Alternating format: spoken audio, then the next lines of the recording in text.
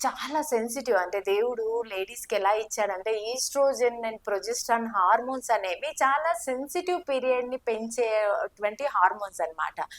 మేల్స్‌లో ఉండే హార్మోన్ ఏంటంటే టెస్టోస్టెరాన్. అదేంటంటే కొంచెం వాళ్ళకి స్ట్రాంగ్‌నెస్ గాని, ఒక ఈగో బిహేవియర్ గాని మేల్‌లో ఉంటది. ఫీమేల్‌లో ఒక సెన్సిటివ్ ఇష్యూ ఉండే ఈస్ట్రోజెన్ ఎక్కువుంటది.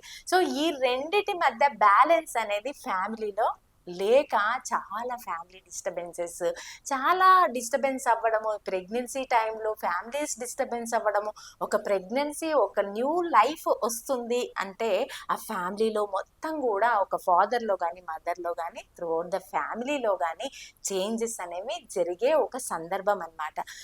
ఆ సందర్భాన్ని మనము ఒక పాజిటివ్ వేలో తీసుకెళ్తేనే ఒక హ్యాపీ ఫ్యామిలీ అనేది మనకి వస్తుంది. ఒక హ్యాపీ ఫ్యామిలీ ఉన్నప్పుడే మన సొసైటీ అంతా హ్యాపీగా హెల్దీగా ఉండగలదు.